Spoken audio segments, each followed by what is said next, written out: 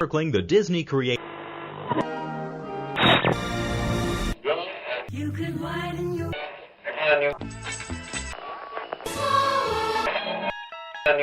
Just make jalape. never a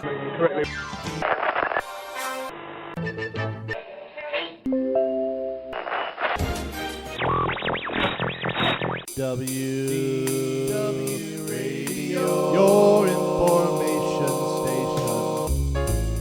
Hello, my friend, and welcome to the WDW Radio Show, your Walt Disney World information station. I am your host, Lou Mangello, and this is show number 700.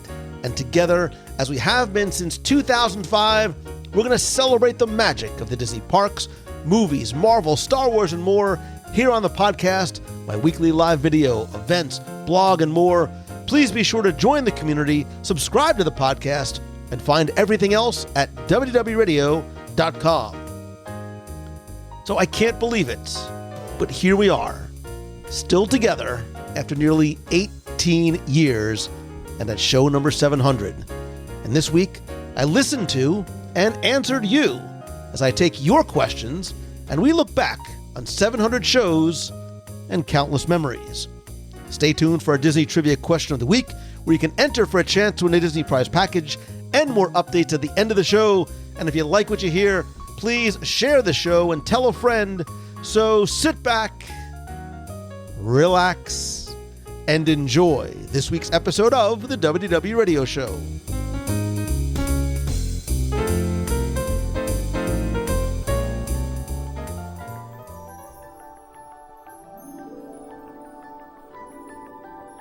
To welcome you to the very first episode of the WDW Radio Show.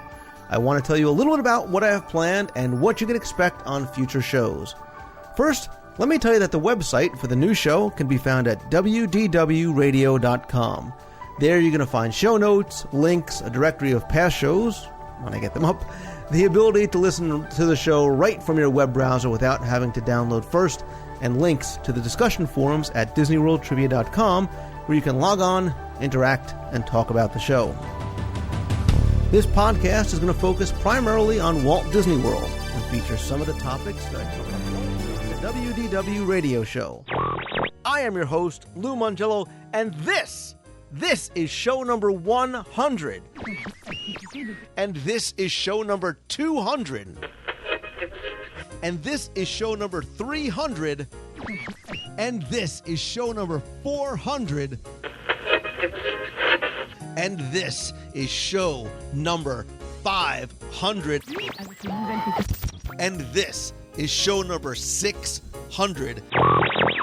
Part of the fun of my Walt Disney World Wayback Machine, a live restaurant review, Top 10 with Tim segment. So I want to welcome Ron Schneider to the WDW Radio Show. Disney legend Alice Davis to the show. Please say bonjour to Paige O'Hara. Disney legend Tony Baxter. Alan Menken. Dame Julie Andrews. And he is, of course, Marty Sklar, a man who needs no introduction. So it is my pleasure to welcome producer Don Hahn to the WDW Radio Show with what can only be described as the greatest job in the world. It is my pleasure to welcome Samantha Brown from the Travel Channel. And I can't tell you how thrilled I am to be here to tell you a few stories and sing some of the songs my brother Bob and I wrote. Disney legend Bob Gurr, Chief Disney Archivist Dave Smith. Dave, welcome to the show. This week, I sat down with Kevin Feige, president of Marvel Studios. He is former Disneyland and Walt Disney World cast member. More importantly, he is a Disney legend. He is Mr. Tom Nabby. Tom, welcome to the show. So, ladies and gentlemen, boys and girls, my friends, I present to you Disney legend Tony Baxter. And guiding him along that journey is the longtime voice of Winnie the Pooh and my guest, Jim Cummings. To be able to sit here now with the man who was and forever shall always be known as Darth Vader. It really is a joy to be sitting with Mr. David Prowse. David, thank you for coming on WW Radio. Thank you. He has played everything from a bear to a captain to an American president, and he is, of course, Mr. Pete Renaday. So today, it is my absolute honor to be able to chat with a true Disney legend and one of the brothers from that creative team that has changed the world with their music, Richard M. Sherman. And Mr. Sherman, I want to thank and welcome you to the WDW Radio Show. Oh, thank you. Great to be here and talking to you. And I'm looking forward to whatever questions you're going to ask me, so shoot. Yeehaw! This is Bob Jackson from Walt Disney World's Port Orleans Riverside Resort, and you're listening to Lou Mangello and the Walt Disney World Radio Show. Hi, this is Cindy Morgan, and you know me as Yori from Tron. And you're listening to Lou Mangello on WDW Radio. Hi, this is Iron Chef Kat Cora, and you're listening to the WDW Radio Show. Ladies and gentlemen, boys and girls, you're listening to WDW Radio on your internet dial. This is Dave Barry and Ridley Pearson, and you're listening to WDW Radio. Hello there, this is the Dream Finder, your unemployed host of the old Journey into Imagination. If you have any work, please get back to me, but in the meantime, you're listening to WDW Radio. As I started to approach show number 700, not only was I in disbelief that we had even reached this milestone, but I started to wonder how to celebrate it with you. So I asked you. I always said that the show is by, for, with, and about you. So I wanted to know from you what you thought we should do, because I never would have thought when I started the new show on February 11th, 2007, Mouse Tunes, the first show I was on, was started in spring of 2005, ended on February 4th, 2007, and WDW Radio was born the next week.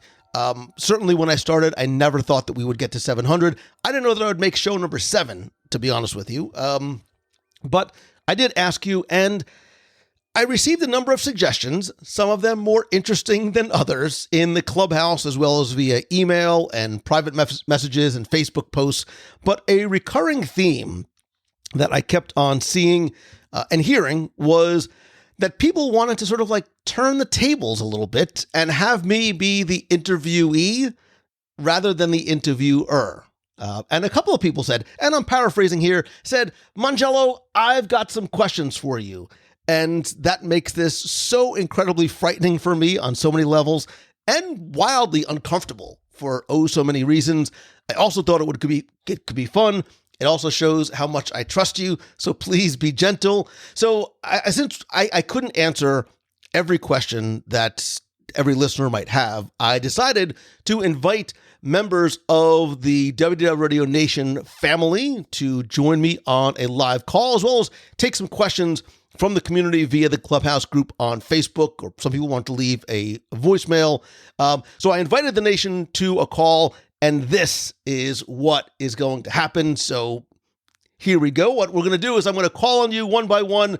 Feel free to chime in if and when necessary, in no particular order.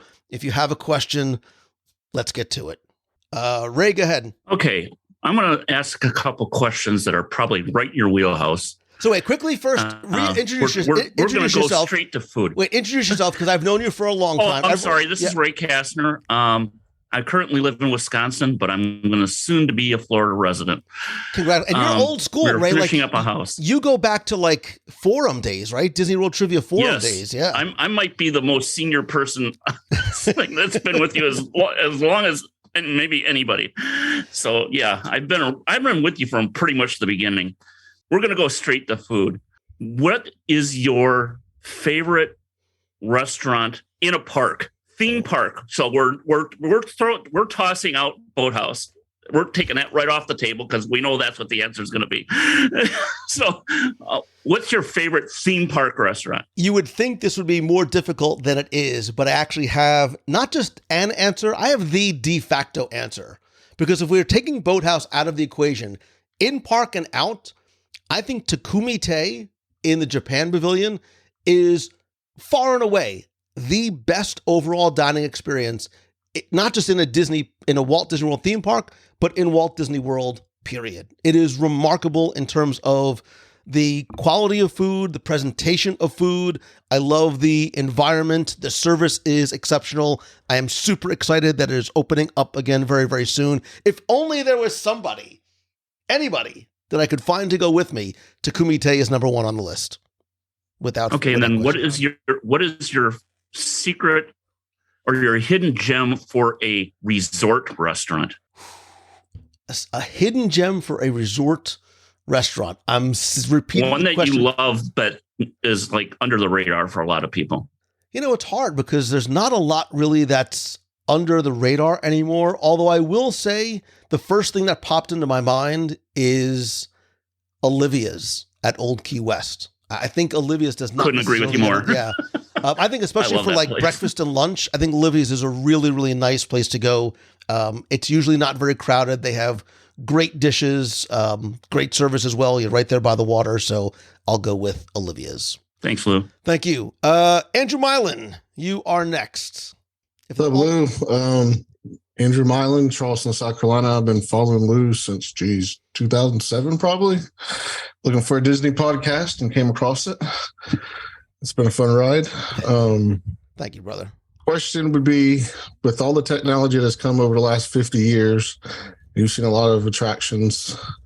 Since being down there, I know we all say we want to see things remade, but with current technology, what would be one ride that you would like to see have a current spin on with 3D, 4D, 5D, sound, ride attraction? So what ride, what current Walt Disney World attraction would I update, or what attraction would I bring back? No, like a past ride. Like if something from your childhood that you love that you think would be awesome now with everything that we have available. So my heart is split on this one, because at first I think that Horizons has incredible potential from a storytelling perspective with advances in technology, not just where we are, but where we are going. But there's also a very nostalgic, sentimental part of my heart that would love to take that walk down that oh so very narrow and treacherous staircase down into the submarine and go 20,000 leagues. I almost did a really bad James Mason impression, by the way. 20,000 leagues under the sea in Magic Kingdom. That's mine as well. I would love to see that again. And then my 8-year-old Addison, she had a simple question. She asked what your favorite character is. You know, I still have, and I look up on my wall because Dave Rashoni, wherever you are, made me this years and years. Dave Rashoni, who wrote and sings with his wife, Kathy, the WDW Radio theme song, knows that how much I loved Peter Pan, how much I love Peter Pan, and wrote out this 9-panel picture about the top 9 reasons why Peter Pan is the overall best Disney character, not to mention the fact that he never has to grow up. He can fly. He lives on this beautiful island. He gets to hang out with his friends. He gets to play and beat the villains all the time. There's a lot of reason to love Peter Pan. So I will go with my nostalgic childhood and first impulse answer. Awesome. Thank you. That's all I got. I appreciate it. Thank you, buddy. Dan Spadoro, you have your hand raised. Hello there. Yes, I have a question for you. Not to be morbid, but if you had to have your last meal, not specifying how large the plate will be, I don't want it to be a top 10, but what Disney World food items would be on that plate, sir? And you can mix and match from a couple restaurants. So it's sort of like the death row, right? It's like a death row meal question, but in Disney World. So if Disney was you lived a good life, this is the last meal. If Disney was going to cater not that I would be on death row, but if Disney was going to cater my last meal, man, choose the best, not just the good. Choose the best. It's right. It's because it would be this incredible hodgepodge of different flavors. Because I would have to have something from the boathouse, and I don't know if I go like with the slider route, or do I go with like a raw seafood? The tuna is so good there. But I also love the pasta at Topolino's. I would need something Japanese, so I would probably have an incredible array of sushi from Takumi Tei, which I just mentioned. I'm not a sweets guy, but I guess I need some sort of sweet in there for dessert. It might be the blueberry cheese. That's what I'll do. I'll do a little bookend at the boathouse. I'll do raw bar, tuna, and then I'll have the blueberry cheesecake at the end. A little bit of sushi, and the chicken sugo rigatoni from Topolino's Terrace. And I'm like hesitating because I know I'm forgetting something obvious. And somebody's going to go, how did you forget this thing that you love so much, but I'm under the pressure because I know I'm about to croak, so I want to get my food in while I can. I just love that it's a tough question. More and more every day. There's more great options. Right. So, any throwback foods that you miss or that you remember growing up as a kid, getting with your family? Oh, dude, give me a handwich and give me a teriyaki burger from the Adventureland Veranda, sponsored by Kikoman in Adventureland. And what did they have, like a pineapple ring on it? Or something? Did, and had teriyaki sauce. Yeah, that's a classic. Sauce. I grew up with those sandwiches. Yeah. Was it a burger or was it chicken? I think it was a burger. I think they had like burgers and they had like a Hawaiian hot dog or something like that in there awesome. too. Yeah. Well, that's a good answer. It's a big one, but good answer. I like the fact that the first two questions are about food. This is easy. I got this. Thank you, brother. Appreciate it. Karen St. Pierre. Hi, Lou. Hi, my name is Karen. I've been listening since just before show 500. But my question is sadly not about food because I knew there would be a ton of food questions. So I didn't want to have something that was going to be repeated. But other than Walt Disney World or Disneyland, what was the thing that brought you to love Disney? Because I'm going to show you something. I know listeners won't be able to see, but I have a Bambi album. I have Lady and the Tramp, and these ones open up and are books. But this one right here was A Small World. It's Disneyland. I just remember listening to this album over and over and over again and looking at the pictures and falling in love with Mary Blair's work. So that, when you asked me the question, Karen, that's actually the first thing that I thought of, right? I was going to go to the music because I keep thinking back to growing up, but it's an extension of what I think the correct answer is, which was, I think for a lot of us growing up, Disney was very much a part of our lives, even if it wasn't going to the parks, but it was watching The Wonderful World of Disney on Sunday or going to a Disney movie, like for me with my parents and with my little brother. And that's where sort of our, not just my individual, but our sort of familial love of Disney came to be. I think the music is definitely an emotional extension of that, but that watching those movies and getting together literally like we're at Carousel of Progress, like gathering around the TV to watch as a family and then going to the movies and then eventually going to the parks over and over and over again as a family is really sort of what fostered my love of Disney as a kid growing up. For so many years, I would sing this song and go, do you remember this ride that had the song, If You Had Wings, If You Had Wings? And nobody knew what I was talking about until I found this group. And I said that and they're like, oh yeah, that was, the Eastern Airlines, If You Had Wings ride. But you said Wonderful World of Disney. And that was the other thing was seeing Michael Eisner did the little introductions like Walt used to. I don't think I realized that Walt was dead. Yeah, I'm obviously much older than you, so I remember seeing the reruns. I remember seeing the reruns with Walt Disney, and that's sort of what I grew up with. So, and listen, if you love and know the words to "If You Had Wings," then you clearly are in the right group. Karen Glowacki, yours is the next hand I saw go up. 2 Karens in a row. Watch out, everybody. So, Lou, I've been listening to you, I think must have been 2010, 2011. And the first time we were driving to Disney World from Indiana, I'm in Carmel, Indiana. And one of my good friends said, oh, you need to listen to my favorite podcaster, Lou Mangello. I'm like, okay. And we did, and it was a top 10. I forget which one it was with little Timmy Foster. And we just fell in love, and we've been listening ever since. But my question for you is, one of the things that I've enjoyed a lot is listening to you talk about your family and, the kids and your dad and your mom and your experiences through the park and just how much of an influence that's been on you. So my question is, if you could have a day in the park with your dad, knowing, I know, I'm sorry, I'm going to make you cry, but knowing so much of everything that has changed and evolved, what would you want him to see? And we'll throw it in there and taste. Man, going right for the waterworks, like 10 minutes in. It's a really interesting question because, as we get older and our parents get older and time moves on and there's this transition that happens sort of unknowing for a lot of children who go from being the child to becoming the caregiver for their parent. And it really changes your perception on a lot of things. And I had to do that for my dad. I had to do that for my mom. And now, if he was able to come back, or if they were able to come back for a day, I wouldn't be going as the child anymore. I would be going sort of not as the caregiver, but as sort of the person who, instead of him taking me around Disney, I would be the one taking him around Disney. Oh, you are going to make me cry.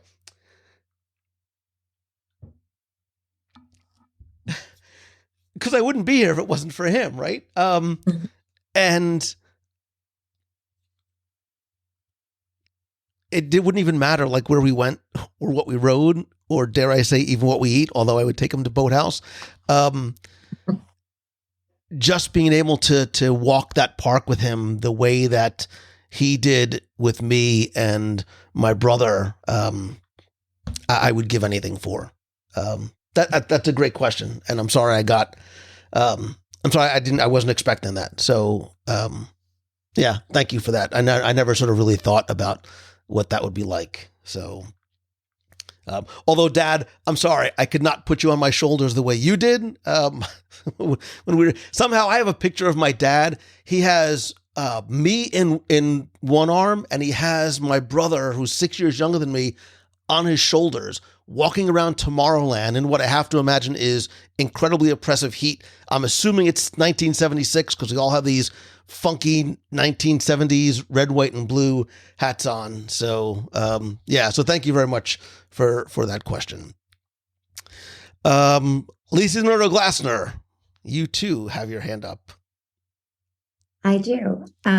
Lisa Donato Glassner from the Castle Run. Lou, I've been listening to you since, I guess, 2014 now, which seems crazy, but you used to keep me company on my horrible commute to my law firm when I would be on 495 for hours on end. So it's been a while. I have so many questions, but I think, so you've done 700 shows now, and looking back, I have some guesses on an answer, but looking back, can you tell us about what show or interview you were most nervous about going in? I think I was probably most nervous, and it may seem overly obvious, but I think I was most nervous for Julie Andrews, because she was the person that I felt you didn't need to be a Disney fan to know who she was, right?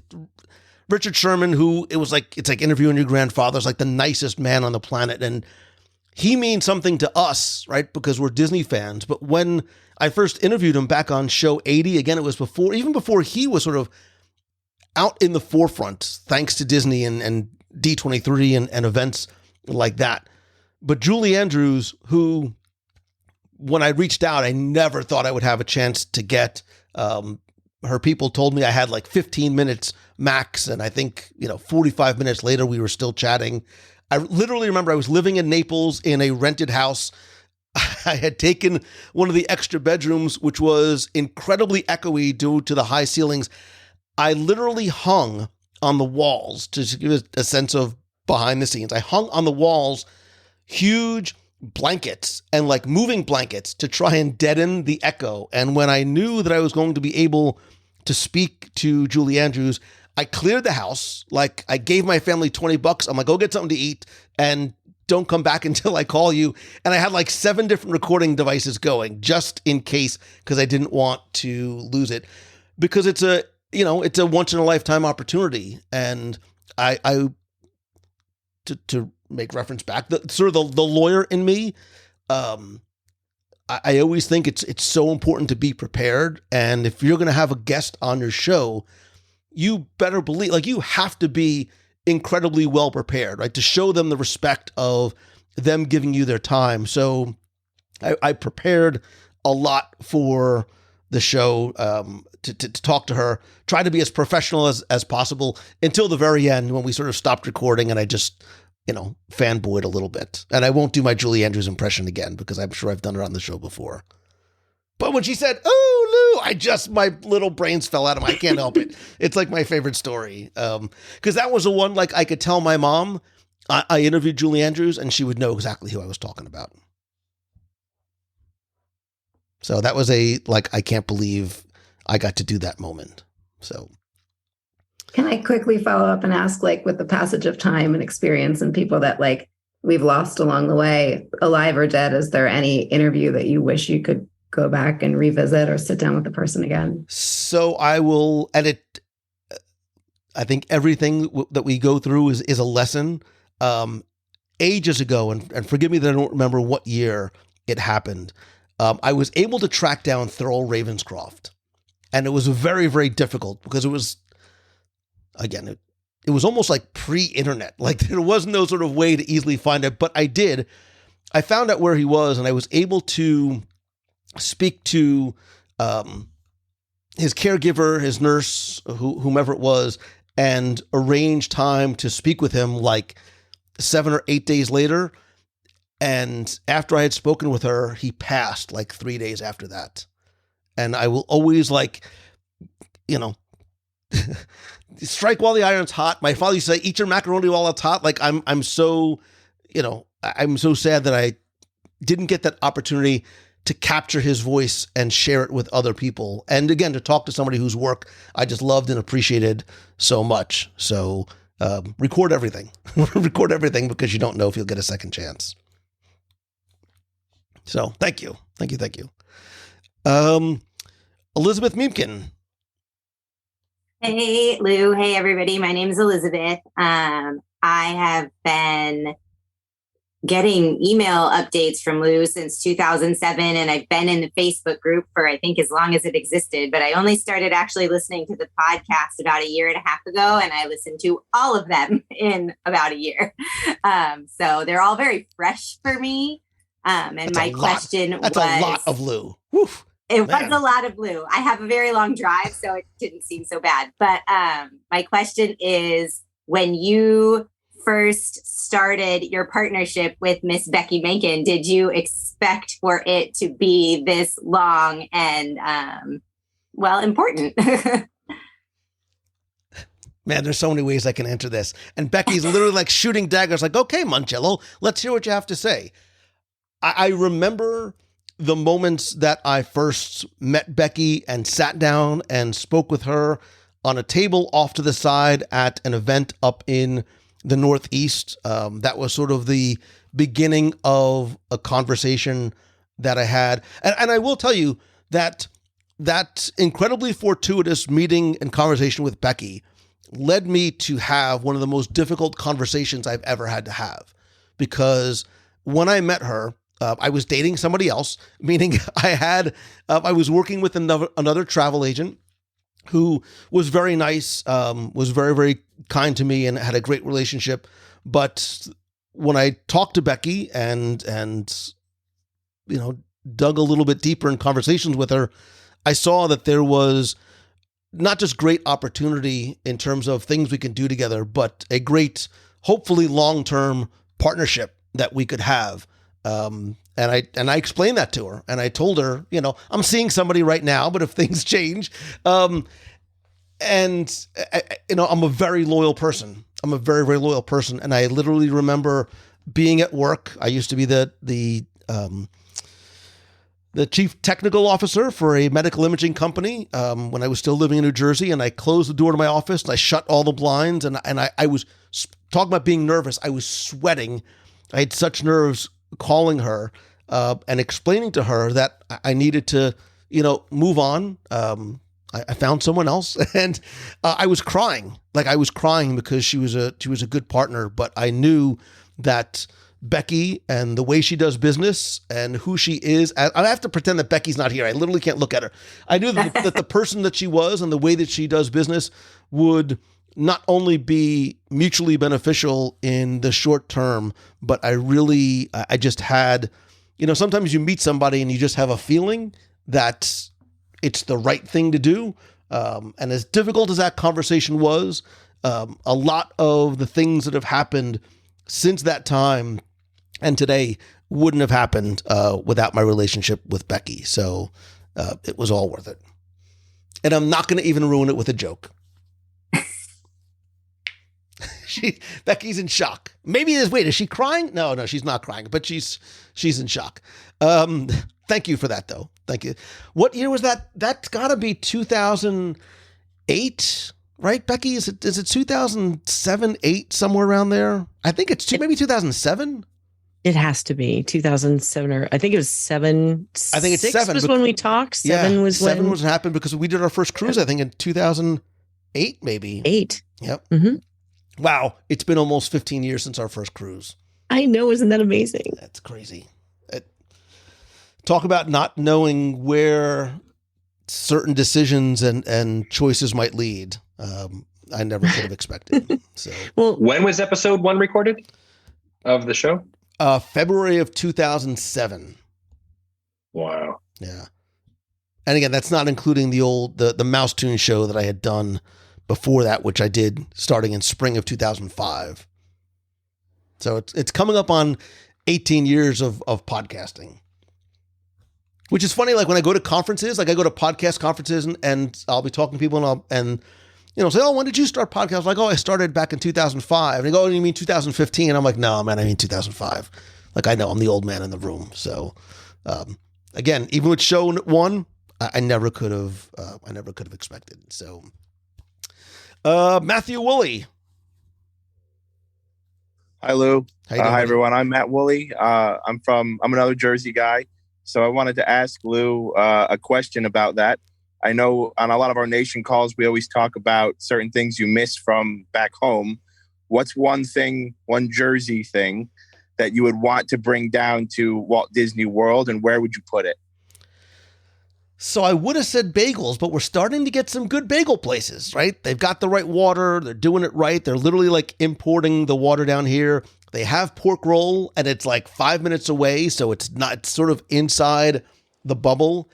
That being said, well, they still don't have bialys. They don't know what a bialy is down here. And there's a couple of, and there's no like, and only, maybe if it's only a Northeast thing, so you might get it, you might not.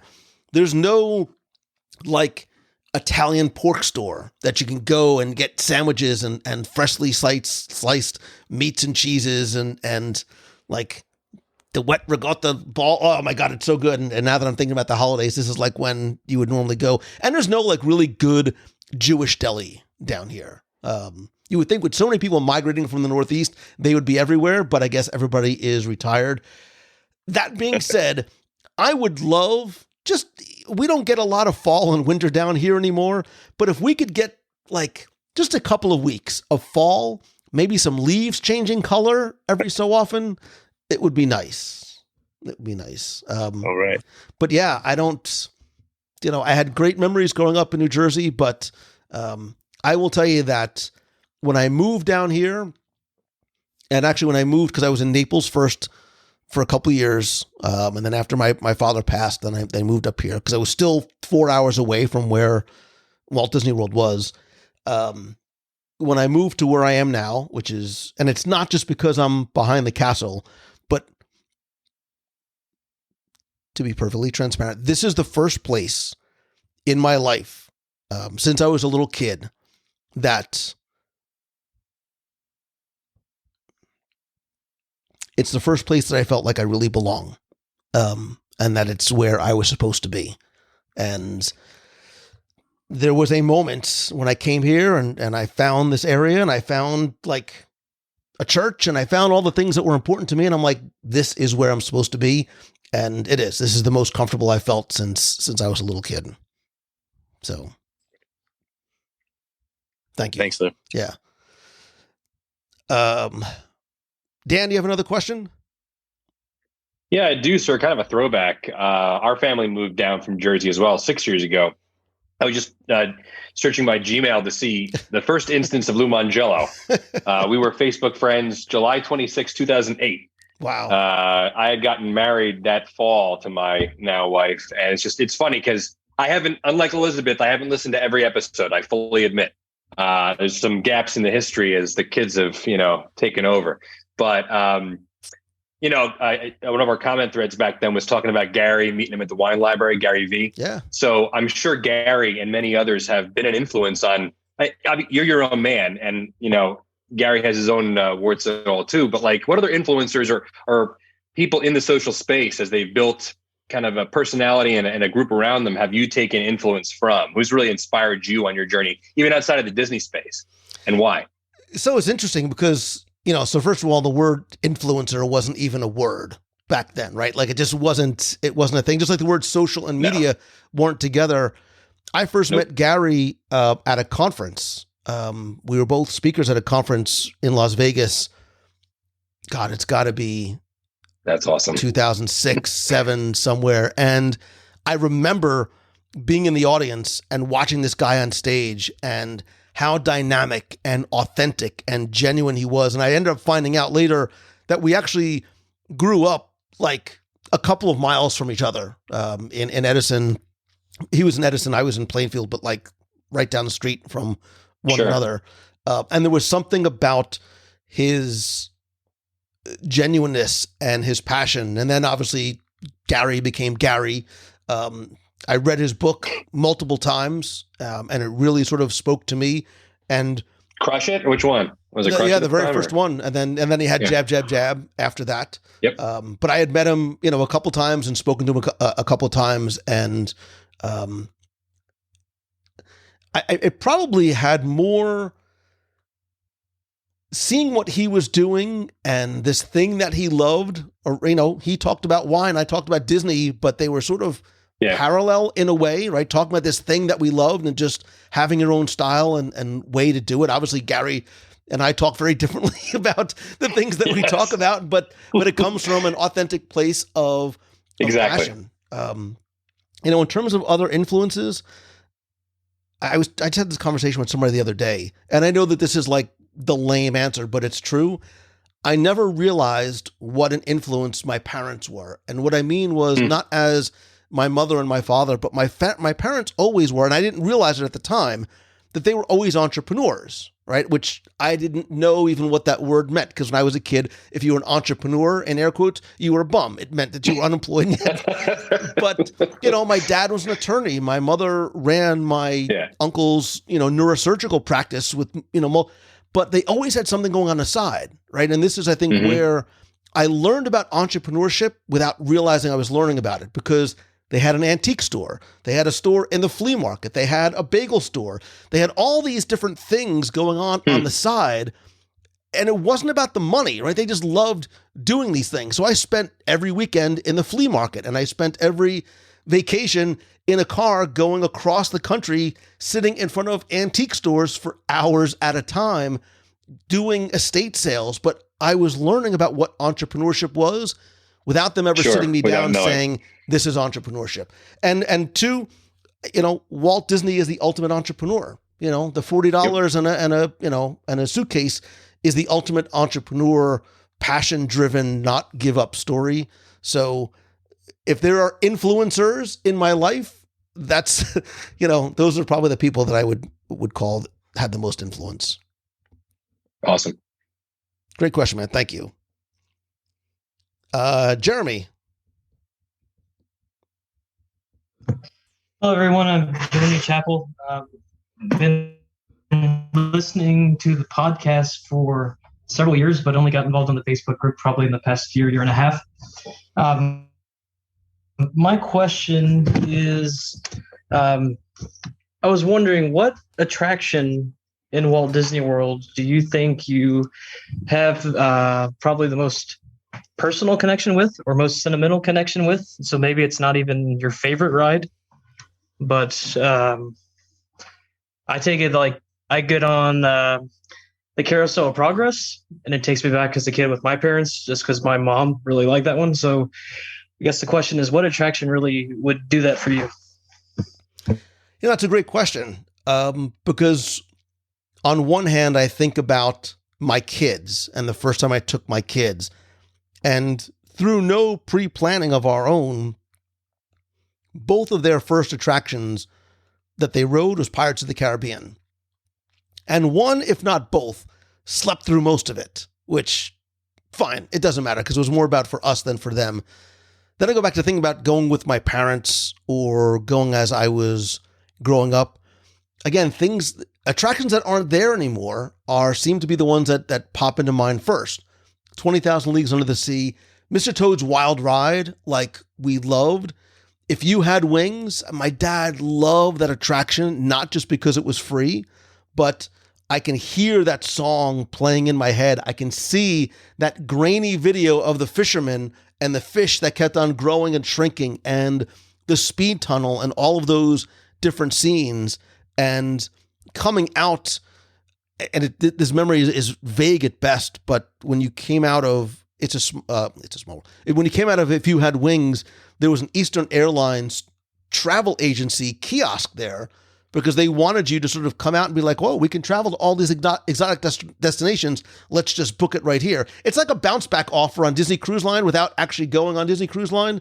And they gave you wings. They gave you like pilot wings. So those attractions, I guess, that aren't there anymore may be the ones that I remember going on most. Although, very quick story. Does anybody remember for a very brief period of time in the Haunted Mansion, sorry, Mom, in the Haunted Mansion, when you get to the endless hallway, there is a suit of armor that's standing there for a very, very, very short period of time. Maybe it's my mother's fault. There used to be somebody in that suit of armor, right? They had a real person in that suit of armor that wouldn't actually touch your vehicle, but would sort of like jump out and move. I don't know how sort of authentic or manufactured this memory is of my mother making sure when we got out of the attraction, she needed to have a conversation with, I don't know, maybe it was, maybe it wasn't, but I do remember my mom not reacting well to the person coming out. Sorry, again, Mom, but that's what I recall. So, Chris. Hi, Chris Alger. I've been listening since 2008, 2009, and was just wondering what podcasts do you listen to or would you recommend? So I will tell you that, and I'll explain why. So I don't listen to any other Disney podcasts, not because I don't like and appreciate the work that other podcasters do. It's been fascinating for me to watch how back in 2005, there was maybe 2-3 of us that had started in the Disney podcast space. And obviously it has exploded exponentially, which I love because I think there is a voice for everyone, not just to share, but a voice for everyone to sort of, I think you resonate with different hosts for different reasons. So I love the fact that there is a wide variety of content and content creators to choose from. But I don't listen to other Disney podcasts, and it really is for 3 reasons. One, no one can ever accuse me of stealing an idea or a topic or an opinion because I just don't listen to anybody else. And it's not anything intentional about any podcaster specifically. I just don't listen to other Disney podcasts. One, for that reason. 2, I don't, the only time I listen to podcasts is in my car. I don't spend a lot of time away from my desk. I'm not in my car that often.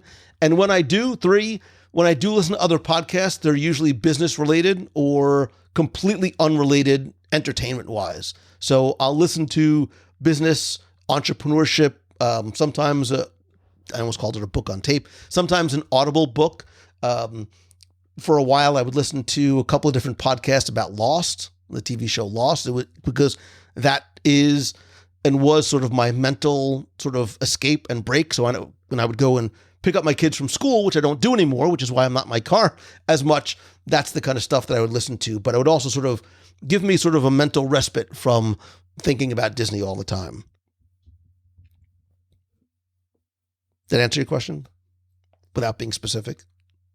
It did, and I wasn't anticipating looking for Disney podcasts. I was thinking, what ones do you listen to? Like the entrepreneurial ones. Is there anyone in particular that you do listen to?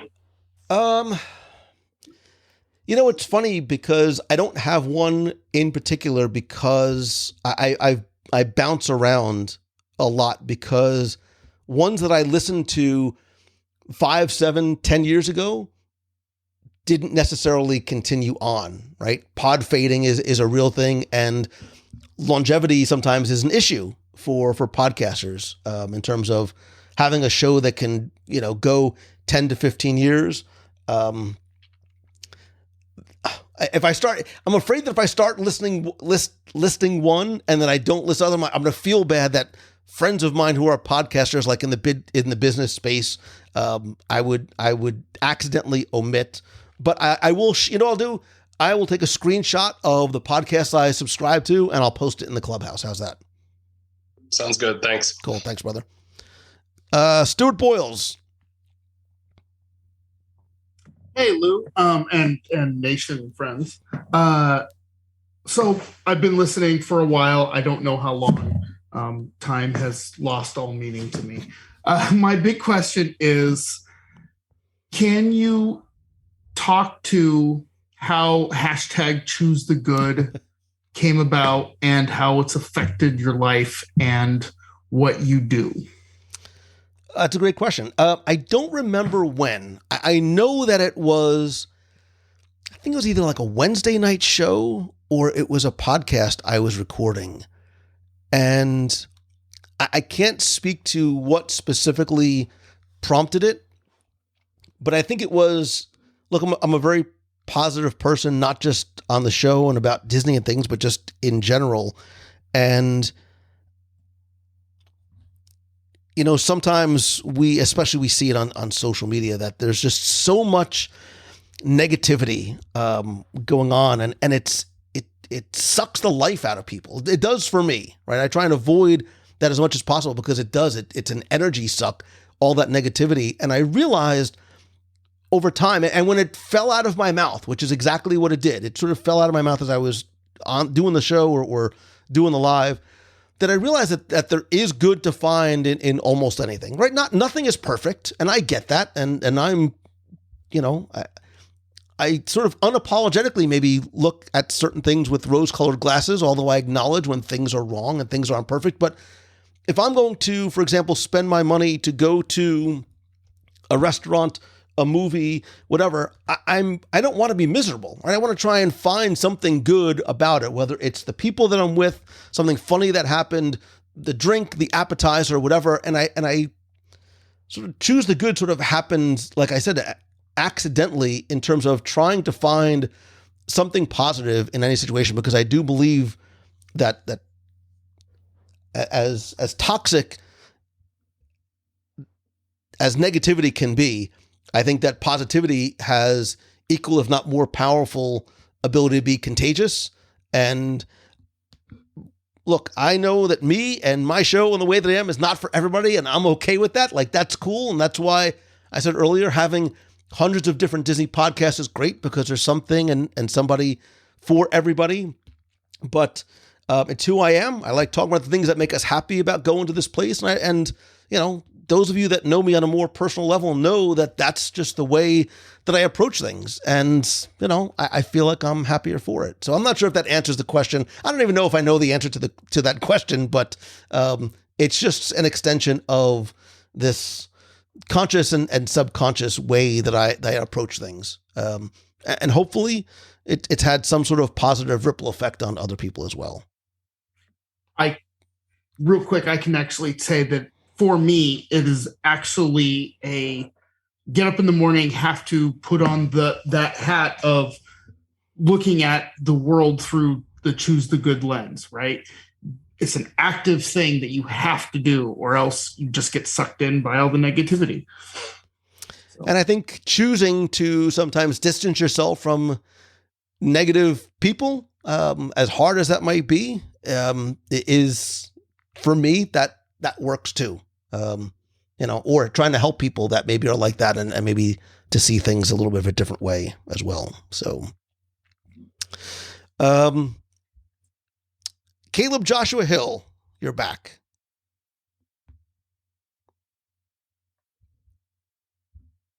Wait, I gotta unmute. Oh, okay. Hi, I'm Caleb Joshua Hill. I'm from Spring Mountain, Pennsylvania.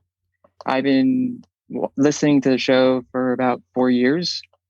So that it's just been a ride. So it's really great listening to all the podcasts. So my question is, what do you think about the 100 years of Disney magic or wonder for next year? What is your thoughts on that? So I'm really curious to see what Disney and D23 and the company as a whole does. My hope as a Disney enthusiast and someone who has a love for this company that spans a very wide spectrum, I really hope and I believe, based on things that I saw at D23 Expo, I really hope that we don't lose sight of one thing, that it was all started by a man, and that more attention is given to, I should have said man/men, that more attention is given to Walt Disney, the man, the father, the husband, the human being, and his brother Roy, who oftentimes does not get the attention and the credit that he deserves. It's why we did a show about Roy. I don't remember what number it was, because I think it's really important. So I hope that in addition to everything that the company has accomplished in a remarkable hundreds of years that literally has changed the world as we know it, not just entertainment, I hope that attention is focused and more people learn and understand about Walt Disney and his brother Roy and the people who got them from the $40 in a suitcase to where we are in 2023. That's great. And my second question is, what is your favorite Disney theme park around the world? Caleb, my heart lives here in Walt Disney World, but man, oh man, Tokyo Disney Sea is on just a different level. It is a remarkable place that is, I think, some of the best storytelling and placemaking that Disney has done anytime, anywhere. And I'm going to take this moment, Becky, to announce that we'll be returning to Tokyo. I don't know when. Not yet, but we will. We will be going back to Tokyo. We did an Adventures by Disney years ago as a WDW Radio group, which, to say it was a life-changing trip, I mean, really is not, it's not sort of hyperbolic. Like, it's true to learn not just about the country and the people and the culture, but to see that park where nothing you see on a video, nothing you read about, nothing you hear about can really make you understand just how remarkable that place is, not just because of the Disney stories, but the culture and, dare I say, the food and the unique variety of attractions and lands that make up Tokyo Disney Sea specifically. It is an incredible place, and I can't wait to go back, because we didn't even get to see, Becky. We literally didn't get to see and do everything while we were there. No, not at all. We barely scratched the surface of Japan, and I think it's going to take maybe 1 or 2 trips back at this point. But I shouldn't encourage you. Listen, let me just mute Becky again, and I'll give you dates as to when we're going. No, not until we have a contract. You know how that goes. Plans are underway, but we just don't know. Yeah, I hope to go one day to Tokyo Disney Sea and Tokyo Disneyland, because it's just, I mean, I listen to the music on YouTube and I see pictures and videos, and it's fantastic. So I can't wait. Hopefully one day. I'll say one last thing, Caleb, is as much as I love, and it's the music of my childhood, right? From the Sherman Brothers in the theme parks and attractions and movies. I think, and we'll have to talk about this at some point in some context, but I think Compass of Your Heart by Alan Menken from the Sinbad Adventure Attraction may be the single most beautiful piece of Disney music. Moving, the lyrics, and if you can find it on YouTube, and it's very easy, look up Alan Menken D23 Expo Japan. He sings in English, Compass of Your Heart. If you don't cry, something's wrong, because it is an absolutely beautiful inspiring piece of music that I really wish more people knew and heard. So definitely go and check it out. So thank you. All right, Brian Kirshner. Hi, Brian Kirshner from Round Lake, Illinois. I want to say congratulations on 700 shows. And I started listening probably around 2016, 2017. With so many shows, is there one or two that is most memorable to you? You know, they're like children, Brian. They're all memorable to me. Some more memorable than others. It's easy to go to some of the interviews because they're people whose work I had admired. Going back to, I think the first interview I did was, it was either Charlie Ridgway or it was Michael Broggie on like show 3, 4, 5, 6, somewhere around there. And the people that I have had occasion to meet and get to know and befriend has been beyond my wildest expectations and dreams, like not just as the creator of the content on the podcast, but as a Disney fan, having been able to get to know some of these people has been remarkable. And I won't drop names, but I'm sure you can sort of piece together some of those people. In terms of other shows, I will say I always love ones where we get to record them live, something like this, but when we get to record them live in person, because when I say that the show is not just for you, but it's by, with, and about you, I love being able to, and that's why I wanted to do this, because this is not about me. It's about the show and the community that you have all created. I love having different voices and contributing. Man, I don't know.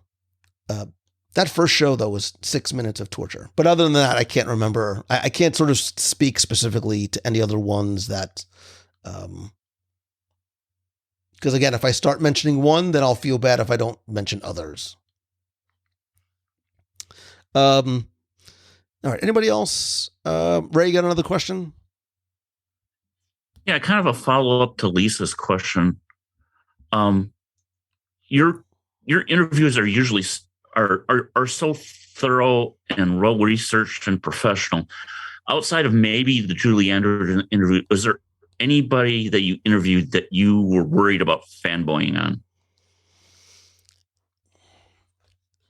I don't think so, because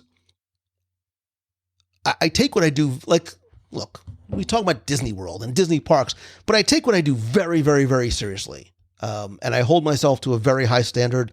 One, because my name is attached to it. And two, because we're talking about a company that holds itself to the very highest of standards, right? We have expectations of what the standards of Disney are. So trying to be professional is of paramount importance. That being said, all right, and please understand, I'm only answering this way because of the question that you asked.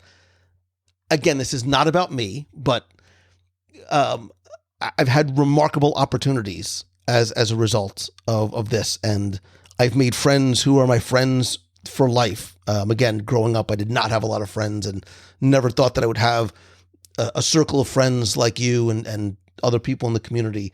And one of the most remarkable experiences I ever had was being invited out to a press junket for Avengers Infinity War out in California. And I couldn't believe I was there. I couldn't believe I got invited. I couldn't believe I was going to Beverly Hills in this crazy hotel. And I walk in and I'm giddy. I'm like a 5-year-old and I'm just giddy. And I get there and I put my little backpack and my little rolling suitcase, and I get in the elevator and I'm going up to just wanted to go up to my room and drop off my stuff and go walk around. And I stop on a floor and the door opens and it's Chadwick Boseman and, God, I'm drawing blanks on it's Chadwick Boseman and, Chadwick and, my God, why am I blanking on Loki's name? Tom Hiddleston. Thank you. Chadwick Boseman, Tom Hiddleston, and Paul Bettany were in the elevator. By the way, they're all incredibly tall, not just because I'm so. And here's me on the side of the elevator. Now I'm holding my bag really close to me, I don't want to even invade their space. And they're just like chatting away, like being all handsome with their great accents and all that. And again, I'm trying to be professional, not like, hey, I love the movies. And the door opens. Sorry. It was Tom Hiddleston and Paul Bettany, and the elevator opens, and Chadwick Boseman is standing right there, like in front. And they're all like, hey, whatever. And they're like hugging. And here's me, and I'm trying to like squeak by them, like with my little bag, like trying to just get to my room. It was really hard not to fanboy there. And my son still yells at me. After I dropped off my bag, I got back in the elevator. I just wanted to go get something to eat. And I get in the elevator, and who gets on but Tom Holland? So it's me and Tom Holland, and Tom Holland's like dude that he's with. And he's just like hanging out, talking about like his pants. There's this like slow motion moment. I want to sort of fanboy, and I want to like take a selfie, and I want to be like, hey, I love you as Spider-Man, and like be like the 5-year-old nerd. And I didn't, because I was trying to be somewhat professional. My son still to this day gives me grief about not saying something to Tom. That was actually one of the funniest text strings I've ever received from you. One after another of, you won't believe who I just met or saw. You won't. It was hilarious. And I knew that that's where you were going when you started that story. I still, to this day, like, it was an incredible opportunity. Again, doesn't happen without all of you. Like, that does not happen without your support and for the show. And that was a moment I won't forget. So, Becky Mankin, you have your hand raised. I do. Because I have a question. I'm literally sweating right now. Go ahead. And I'm going to be good. I'm going to be nice to you because I'm actually very curious about this. I'm not going to, I know you too well, so I can't just say one, but I want to know from you up to 3. We've had, well, first, let me back up. Thanks, Elizabeth, for that question earlier. That really takes me back on the journey that Lou and I have had over the years. And I was looking back in the email, and yeah, it was 2008. And I found the actual original email after we had our first conversation, and it's there. And our first cruise was in 2009. We've had this wonderful opportunity to do a lot of amazing things with the WDW Radio Ohana. And we've done a lot of trips. We've gone to several places around the world. We've done a ton of cruises. I'd like to know up to 3 of your favorite moments, not destinations, but moments that you can remember from those trips that had an impact on you. And why? Oh, man. So when you throw the qualifier of impact, right, it sort of changes the question and my answer a little bit. Because when I think of impact, there's sort of impact on just a personal level, right? Standing on the Great Wall of China is an impactful experience. Right. Being in the center of the Forbidden City in China is an impactful experience. Different than going on a cruise and being in a room with 500 people that you can call your friend. That's impactful for a different reason, right? I was the kid who had no friends. That's impactful to me. And again, it's not, I don't know how to articulate it. Like, it's not about the number of people, but it's that we as a community can come together and do these things together. Even just like from an outsider looking in, like watching people come together and friendships and relationships form, that's incredibly impactful to me. Because if I had a small hand in helping people find their people, man, like that's impactful beyond me. It's impactful to those people in a positive way.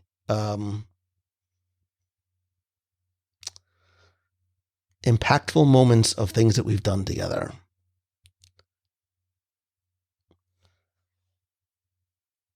Gosh, it's hard, right? It's hard. It is. It's hard. It's really hard. It's meant to be hard. I'm not going to throw you a softball. You could have like fed me this question ahead of time. Because again, I think about, again, from a personal perspective, the places that I have been able to go and see and the things I've been able to do with my friends, like with you, like you're not just a partner, you're a friend. But being able to do those things together is impactful for me. But I try and think not about me. I think about, how it impacts the community as a whole. It's why I thought about the group events and stuff that we get to do like that, like being able to create experiences for people that they wouldn't have had otherwise. Being able to help. When I talk about the building of the clubhouse metaphor, like it's true. I've had nothing to do with bringing people together other than helping to create a place and foster a sense of community that you populate and you make the relationships and you make that community flourish. Like that's impactful for me because I can step back on the outside and look in and watch conversations happen that I have nothing to do with. And that's impactful for me because I hope that it's impactful for the people who are participating, if that makes any sense. Okay, so follow up to that then. Aside Who am I from kidding? It's the the antique store. impactful, Forget it. It's the antique store in Japan. Oh my God, I love that moment so much. I wanted that katana so bad, and I couldn't find it. Looking at it a different way, then, if I say WDW radio group trips that we've done together, what immediately pops into your head as a memory, or something that immediately dawns on you is something that you'll always remember from one of those trips? China pops into mind first because it's a place I never would have gone otherwise. I really don't think I ever would have gone to China and being able to do those things like the Great Wall and the Forbidden City ever, had it not been for the community and you and Adventures by Disney. I just wouldn't. It just never would have happened otherwise. It's the same thing with Italy coming up in March, a trip that I've waited my whole life to do, and that's not me exaggerating. My dad always wanted to go. My mother didn't fly. They never built the bridge in between New Jersey and Rome, so he never got to go.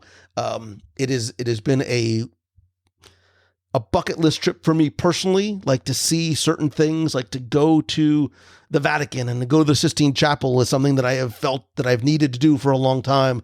But to know that I'm going to complete the trip that my dad never got to do is meaningful for me as well. That's amazing. And two more really quick, because I'm going to, be here for a second. What is the funniest moment from one of those adventures that we've had that I can share on the show, that I can share on the show? Yes, you can share. Oh man. Gosh, the funniest moments, because there have been so many, and sometimes they're funny in hindsight. So you probably thought it was hysterical. In the moment, I did not, but I know you love the picture of the very first D23 Expo when we had no idea what to expect. I had a booth, you had a booth. We literally, like the Berlin Wall, we tore down the wall in between our two booths, which were next to each other. Nobody knew what D23 Expo was. I was still involved with Celebrations Magazine at the time. I tried to find out how many people were going to Expo. I was able to sort of pull out a number from them that was not the right number. It was, for one reason or another, it was way higher. So we ordered and shipped thousands and thousands of magazines to D23 Expo. Just a quick aside, Celebrations Magazine is such a high quality print publication. Magazines are very, very, very heavy, and they're very heavy to ship. Well, because the numbers were off and were not what we had anticipated, not in terms of selling magazines, because I was giving them away, but in terms of the number of people who were actually in attendance, when the convention center company brings your boxes out from where they store them when the convention is over and it's time to pack up, and there's a picture of me sitting on the floor with feigning a smile, and I'm literally, it's like I'm at Chichen Itza because there's a giant pyramid of boxes of Celebrations magazines. It's not funny. Thousands of Celebrations magazines piled up behind me. like it's the Pyramid of Giza, and they're expensive to ship one way. They're even more expensive to ship back, and we had to sort of make a call and decide that it was less expensive to dispose of the magazines than it was to ship them all back. It was a very sad moment. I'm having a little PTSD thinking about it, but that's the first one that popped in your head. I was actually thinking about the trips we've taken, not the conventions, but I'll let you think on that. And by the end of the show, if you can come up with whatever that was, but finally, what is the number one non-Disney destination that's on your bucket list that you haven't been to before and you're not currently booked on? Egypt. Yeah. I want to see Egypt. I'm not going to go into my whole ancient aliens. Right? I know. I have to do a lot of research before we book that trip because I would love to go see Egypt. I'm fascinated by the history in Egypt. Same thing in some place like Greece because of the historical aspects to it. Same thing. I would like to go to Central America and see Pumapunku and some of the ancient ruins. Again, aliens. Got it. I'm not mentioning aliens, but if Giorgio Tsoukalos was here, we would be talking about aliens. Well, congrats on 700 episodes, and thank you so much for taking me along on this journey because it's been amazing, and I can't wait to see what we do next. Well, it couldn't happen without you. Grace. Hey, Lou, it's Grace Corba. I just wanted to say thank you for sharing all the magic with us. I've been listening to you for 11 years now, and I just can't believe it's been that long. But thank you. And my question is, what is that special space or attraction in Walt Disney World that you find yourself returning to after all these years? That space where you're in the presence of magic? That's a great question.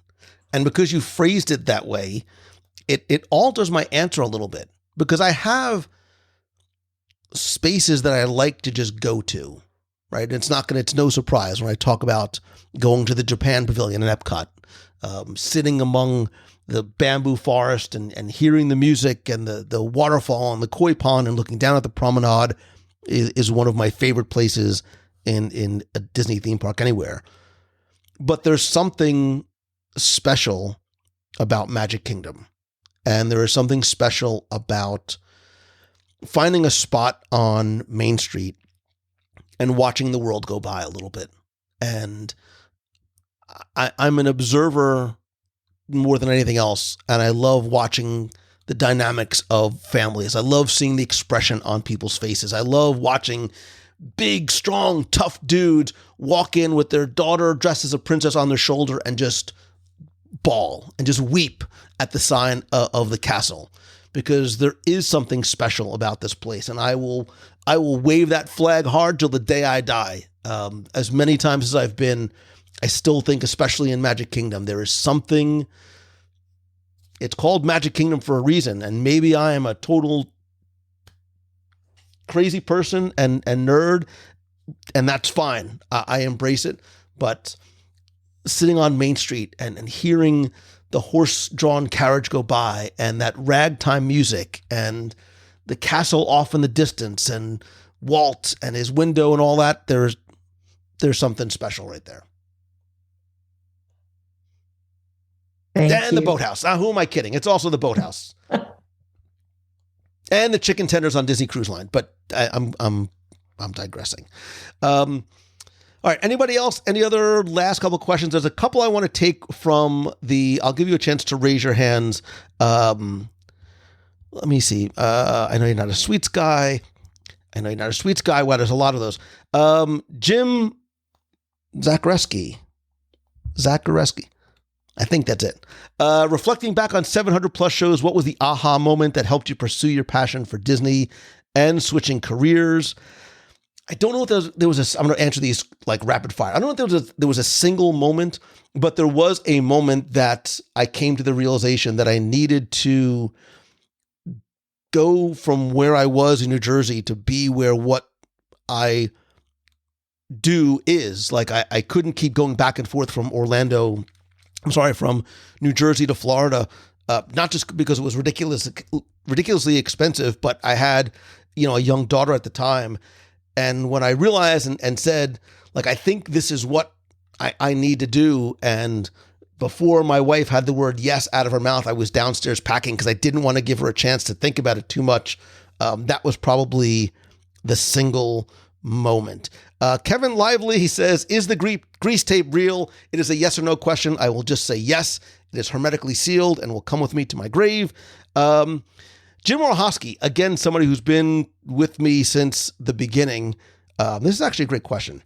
If and when you plan on retiring, what will happen to WDW Radio? Will the box be sent to the recyclers? As long as one person, so on one hand, I say, as long as one person still listens, I will keep doing the show. But the honest answer, Jim, is the day that this stops being fun is the day that I stop doing it. There is no, that being the case, there is no end in sight. I will probably keel over in front of this microphone that I've been using for the past, 18 years because I still love this. Like, I get excited every week to do the show. I get even more excited for the live show on Wednesday nights. I get excited for the events that we do. I get excited to go to the parks, whether I'm going alone, doing research, meeting friends, going with my family. Like, it still means something to me, and I still love every second. I don't know what will happen to WDW Radio. You tell me.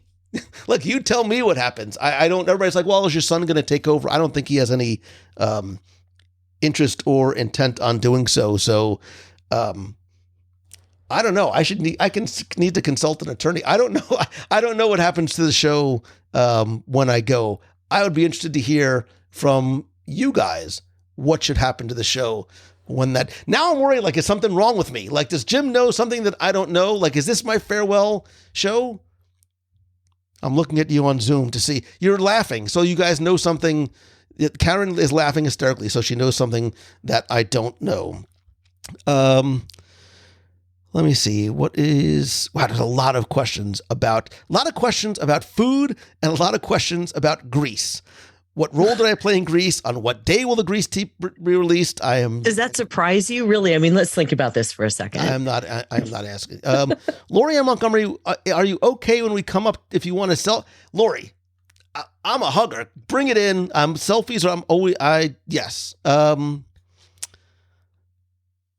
Where will I take my Chandler Bentley? What is the first Disney park and attraction you're going to take your grandchild? Chandler, I felt that one. Like, I'm having a slight myocardial infarction when you talk about my grandchild. Please, my daughter's only 19. It's going to make me cry. He says, I mean, it's going to be several years from now, but let's start thinking about it. He or she goes to Magic Kingdom, and I don't know. Maybe we go to Pirates just because that's where my kids are. When are we going to visit Marceline? That group trip has been part of conversation. Becky May, did you really eat all 14,000 chicken fingers that were consumed on the Disney Wish? No. All right. I'll come back to some of those. Grace, you have another question? And if anybody else does, just raise your hand. Maybe not. Grace just left her hand up. If anybody else on the call has any other questions, raise your hand. Bill Danny says, can you teach somebody to be an entrepreneur, or does it have to exist in a person? Wow, that's an interesting question, sort of obviously non-related to Disney, but sort of the other side of what I do. I think, Bill, it has to be something that is in you, because I think, and when you talk about being an entrepreneur, I think you're talking about taking a leap of faith and starting a business or leaving a job to pursue something that you are passionate about, because that's the key, right? So it has to exist from a place of passion. You can't buy it. You can't manufacture it. And if it's not there, that thing that you want to do is going to start to feel like a job, and succeeding, however you define success, is very, very difficult, because what you don't see is what most people don't see. They don't see the late nights. They don't see this financial stress. They don't see the early mornings. They don't see the sacrifices that you make, because nobody needs to see that, right? What they don't need to see how the sausage gets made, but those things don't happen if it doesn't come from a place of passion. So you can teach entrepreneurship, but you have to have something. You definitely need to have something inside. Top of my bucket list, not Disney related. Lisa Neuro-Glassner, you have raised your hand once again.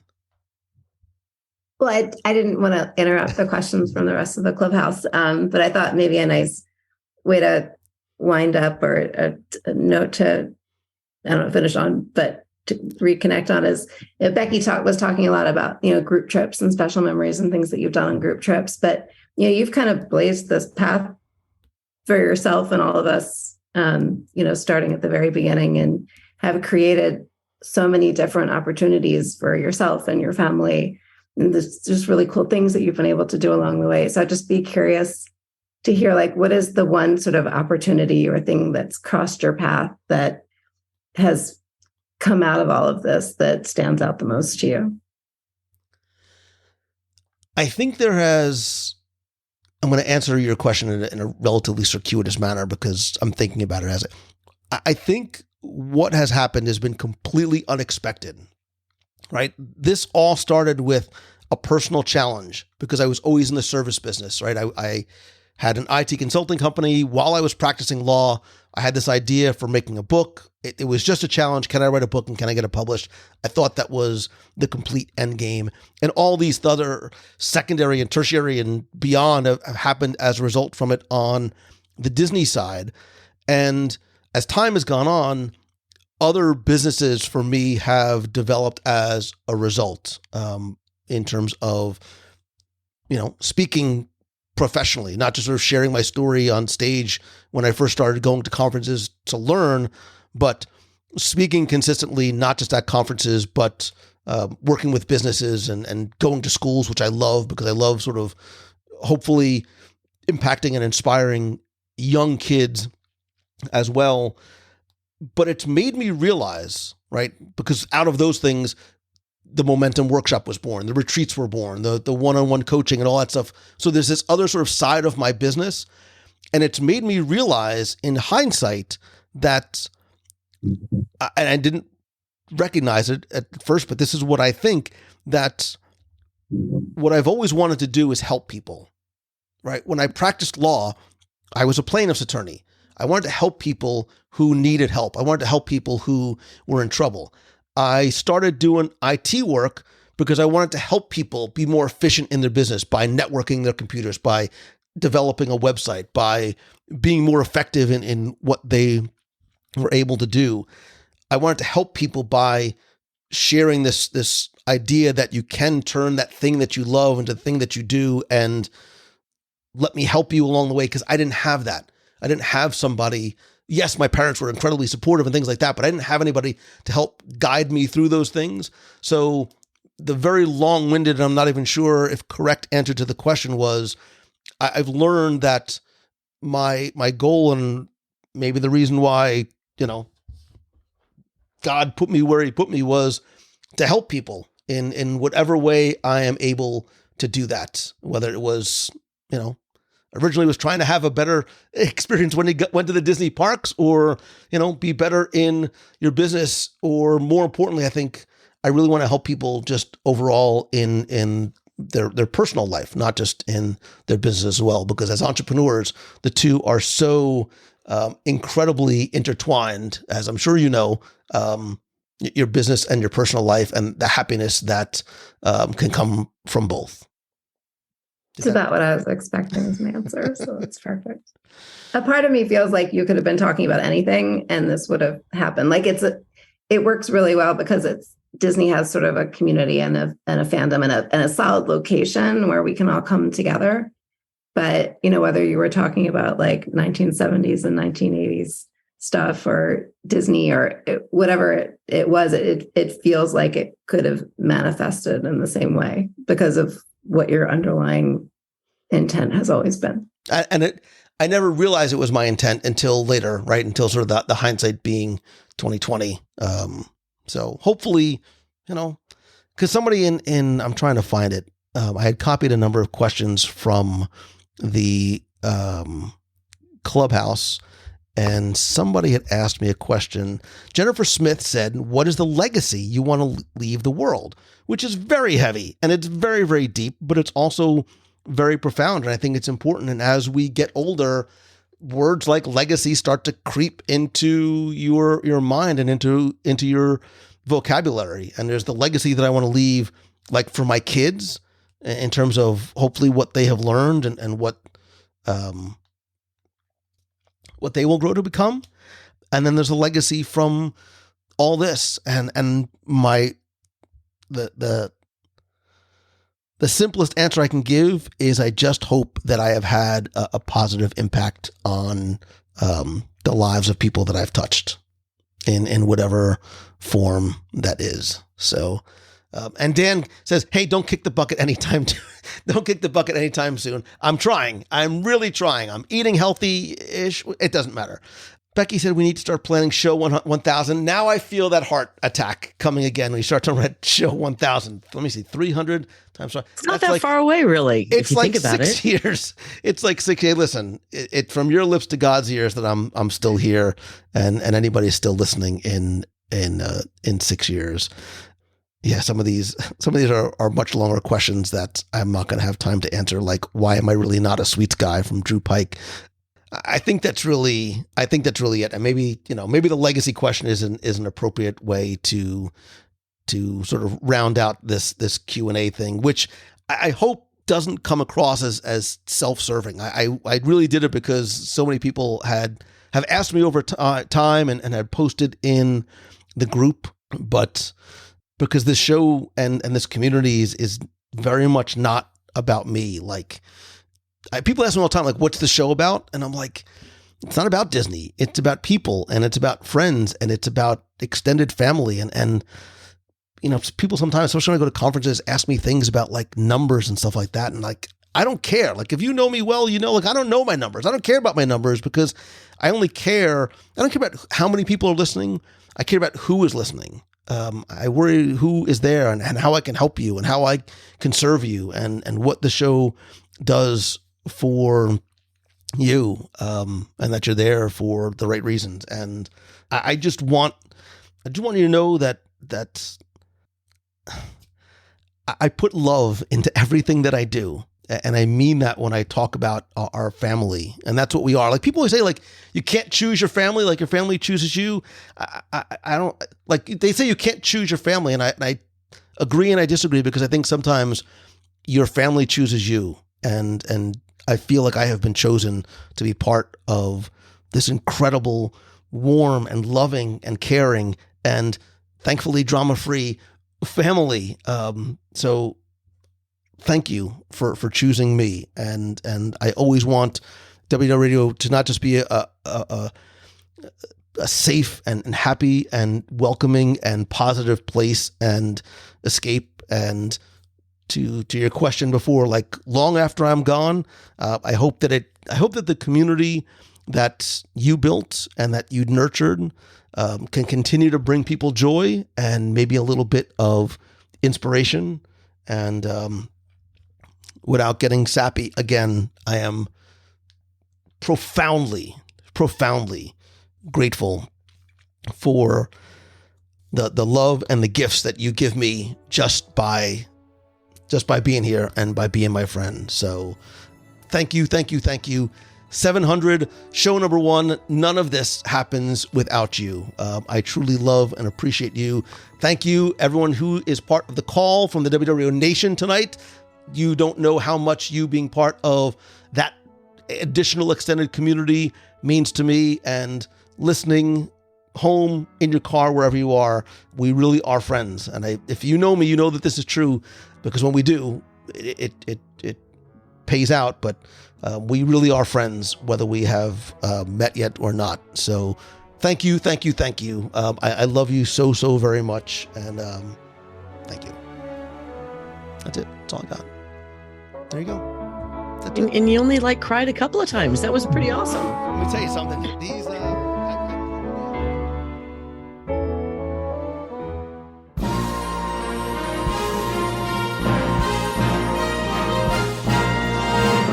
It's time for our Walt Disney World Trivia Question of the Week, where I invite you to test your knowledge of Walt Disney World's history, or see how well you can identify a sound, a song, or a quote from the parks. And if you think you know the answer, you can enter for a chance to win a Disney prize package. And this week's trivia contest is once again brought to you by you. And what I mean by that is, as part of the WDW Radio Nation, you just heard from members of the Nation on this week's show, you literally help bring every episode of the show to life. We're at 700 episodes because of and thanks to you. All the live broadcasts, the contest, and giveaways. You can find out how you can help the show and be part of the Nation for as little as $1 per month, and get exclusive rewards every month, like scavenger hunts, be part of our group video calls, access to our private Facebook group, shirts, stickers, monthly care packages, group calls, and being on the show, and much more. You can also get early access to some of our events as well. Plus, I love being able to give back to you each and every month in appreciation for the love and the support and the friendship and the help that you give to me and the show. And don't forget that if you want to help the show and get rewards and help our WDW Radio Dream Team project to benefit the Make-A-Wish Foundation of America, you can visit wdwradio.com/support. I want to thank some of the new and longtime members of the Nation family, including David Dossie, Holly Bronson, Jen Bruno, and Kay Barre. I love and appreciate you. Again, none of this happens without your help and support. Now, before we get to this week's question, let's go back, review last week's, and select our winner.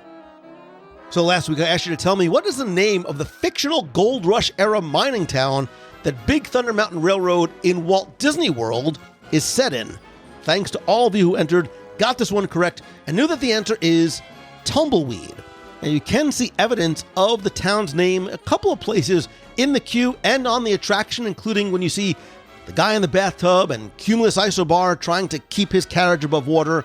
Now, Disneyland's Big Thunder Railroad is actually set in the mining town of Rainbow Ridge, although it does contain a hidden reference, not so hidden, reference to Tumbleweed. If you look, there's a sign that identifies it as being Rainbow Ridge, but it's also located in the same region as Tumbleweed, Thunder Mesa, and Grizzly Gulch, all of which have their own references and significance. Anyway, I took all the correct entries, randomly selected one, and last week you were playing for a WDW Radio mug, a brand new pin, and a mystery holiday-themed prize, and last week's winner, randomly selected, is Brett Ellis. So Brett, congratulations. I will get a prize package out to you right away. If you played last week and didn't win, that's okay, because here's your next chance to enter in this week's Walt Disney World Trivia Challenge. This week, I'm going to take you from the parks to the resorts, specifically the All-Star Resorts. I want you to tell me which of the 3 All-Star Resorts was the last one to open. They did not all open together. Which of the 3 All-Star Resorts was the last one to open? You have until Sunday, December 17th at 11:59 p.m. Eastern. All you need to do is go to WDWRadio.com, click on the podcast link, click on this week's podcast, use the form there. Again, you're going to play for a brand new mug, pin, and a mystery prize. So good luck and have fun.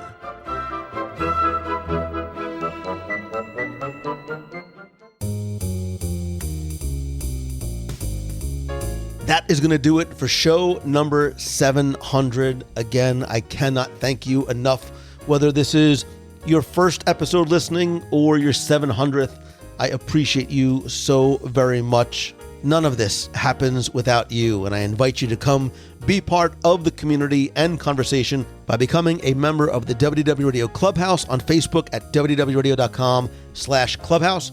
You can also connect with me and chat with me on social. I am at Lou Mongello on Instagram, Twitter, Facebook, and LinkedIn. And please also make sure you like the WDW Radio page on Facebook at facebook.com/WDW Radio and turn on notifications, not only so you don't miss any of the posts, but so that you can get notified of our WDW Radio live show every Wednesday at 7:30 p.m. Eastern, where I'll either be out and about in the parks or live from the home studio. And if you have a question you'd like me to answer on the show, you can email me, lou@wdwradio.com, or be heard on the air by calling the voicemail at 407-900-9391. That's 407-900-WDW1. To find out how you can turn what you love into what you do or have me come speak to your business, event, conference, or school, please visit LouMongello.com. There you can find out how you can work with me one-on-one in our weekly mastermind group, at my Momentum Weekend Workshop in Walt Disney World, or my Momentum Retreats in Walt Disney World and maybe elsewhere. Stay tuned. And also find out about some of the different topics I can come to speak to your business or school about. Visit LouMongello.com. Be sure to visit the WDW Radio website at WDWRadio.com for our blog articles from our incredible team of blog writers, our events page for upcoming events, cruises, meets of the month, and more, books, audios, and the entire podcast back catalog, including the easy-to-use podcast jukebox. And thanks as always to Becky Mankin and the entire team over at Mouse Fan Travel. Again, they are who I use, they are who I recommend, because they are who I trust to give you an incredible level of personal service, all at no cost to you. Visit them over at mousefantravel.com. And finally, my friend, and you are my friend, whether we have met yet or not, all I ask is if you like the show, please help spread the word. How can you do that? Take a screenshot if you're listening on your phone, share it on social, and tag me at Lou Mongello. I'll reshare it and I'll follow you. Rate and review the show in your favorite podcast app, and if you can, take just a couple of seconds to leave a rating over on Apple Podcasts. It is incredibly helpful and very, very much appreciated. I want to thank some recent reviewers like Sally, who says the show is entertaining, informative, and inspirational. I always learn something new, laugh, and occasionally tear up as I delightfully listen to Lou and his guests talk about a place that's so dear to our hearts. When Lou says you're my friends, whether we've met yet or not, his sincerity is 100% believable, because it's true, Sally. And finally, especially during this incredibly busy and hectic and stressful holiday season, now more than ever, choose the good. Be the positive light you want to see in this world. Be kind and patient and polite and courteous to other people. Simple things that sometimes are lost but mean so very much. Choose to find the good in situations and people, even when it's difficult. I promise you, positivity is contagious, and it starts with you.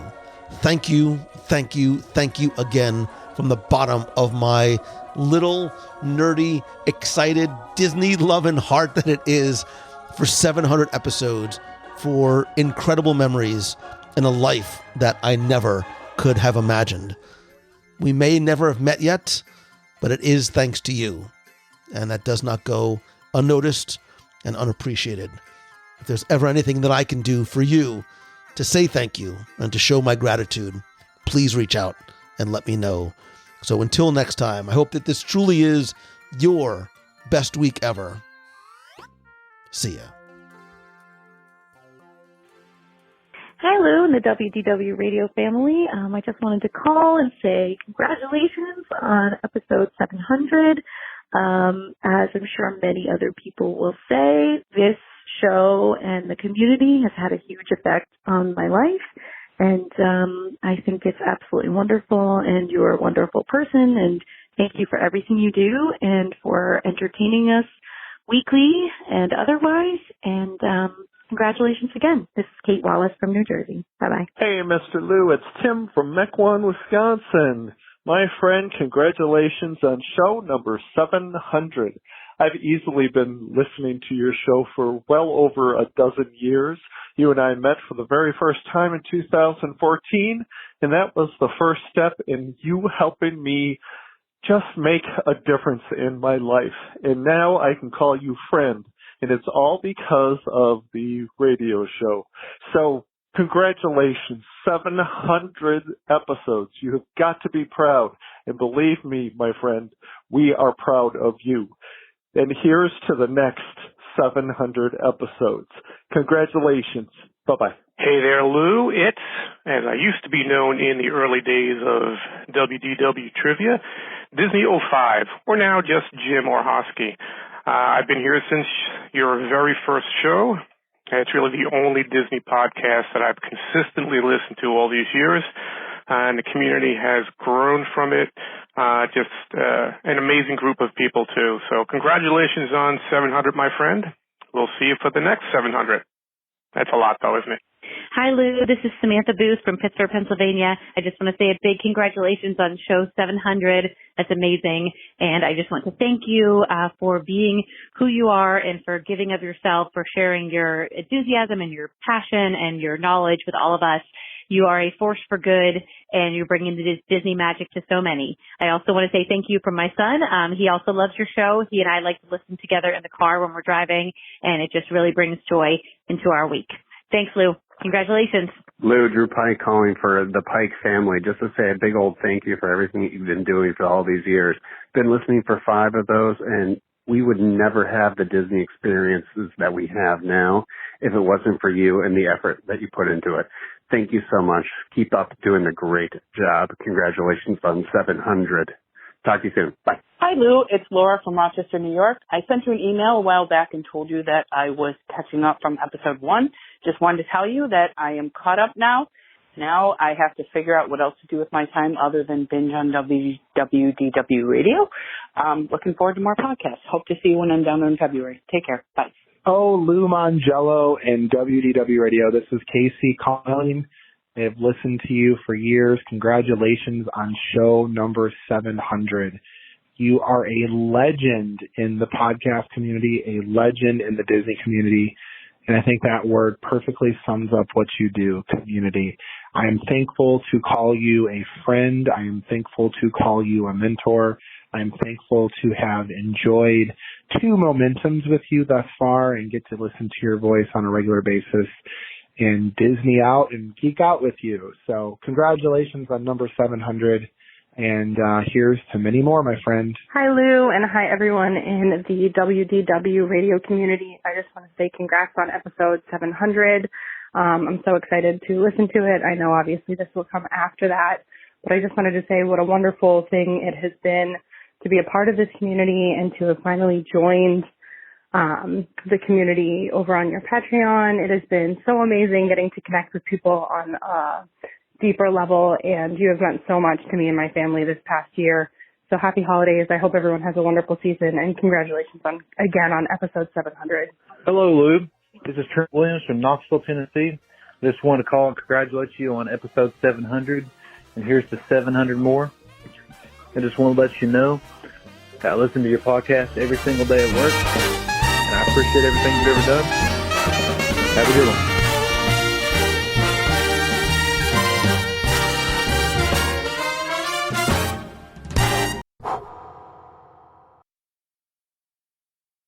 WDW Radio, your information station. You found that spot on the dial. Give a listen and stay for a while. Time for us to say hello. WDW Radio. News and rumors and interviews. Trivia, history, and reviews. All the Disney stuff you need to know. WDW Radio. It's time to hear all about a magical place. Disney World will always put a smile on your face. Now the time is almost here. Sit right down, put on your mouse ears. Who's all ready? Let's get on with the show. WDW Radio.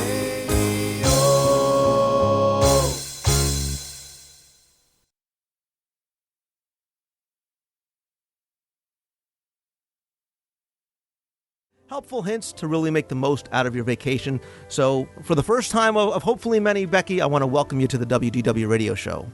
Well, thank you, Lou. It's great to be here.